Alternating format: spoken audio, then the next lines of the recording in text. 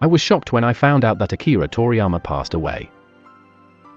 This man was a legend. Without him and Dragon Ball, I wouldn't have even gotten into anime. I wouldn't have even gotten into Fate, Naruto, Bleach, Jujutsu Kaisen, and so on.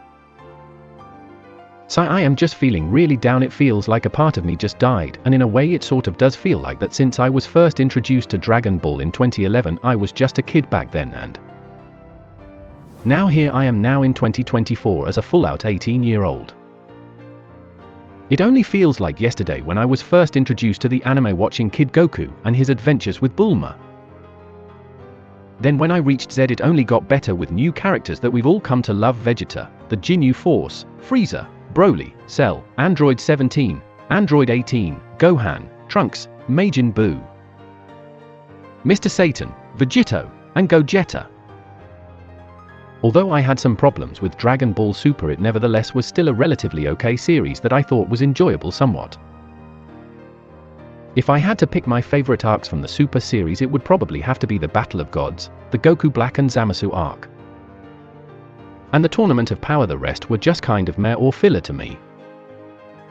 Some of my favorite moments from DBZ though include Vegeta vs Android 19 when he first turns into a Super Saiyan. My favorite part of that fight was when he specifically says, "Does a machine like yourself experience fear?" sending literal chills down my spine before he starts to transform.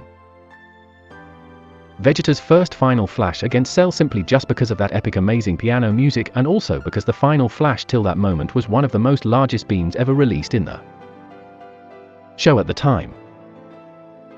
Gohan when he finally just decides to let go and snap, transforming into a Super Saiyan 2. The scene was even better with the theme song playing in the background after his transformation, and the way he just calmly started to kill off all the Cell Juniors one by one without a single tint of mercy or emotion.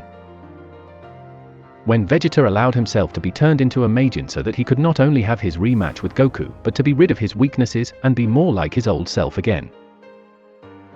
Further on in that scene when Vegeta lashes out against Babadi saying, and I quote, "You may have invaded my mind and body, but there's always one thing: a Saiyang always keeps his pride."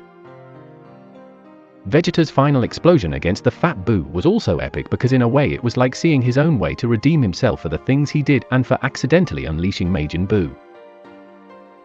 Goku when he turned Super Saiyan 3 was not only just legendary but chilling down to the core, and every time I go back to look at that scene it still sends chills down my spine because of the amazing music and acting. Respect to both Nozawa and Sean for being able to scream for that long. The arrival of Ultimate Gohan and his eventual battle with Super Buu was definitely a good scene as well. The start of it sounding badass, so hotshot you want to fight Majin Buu, and then Gohan just smirked standing his ground and was like, "Fight you? No, I want to kill you." Then there was the last fight with Kid Buu and Goku when he unleashes the final Spirit Bomb. Gotta say that Kid Buu was such a menace, blowing up the earth for shits and giggles, destroying planets for sports, and for just playing around with his opponents like they were just mere bugs, which to be fair was kind of true until Goku, Vegeta, and the rest of the earth beat him with a Spirit Bomb. Man, those were some good times, and I wish I could go back to those moments and relive them. Goodbye Toriyama. Thank you for such an amazing series.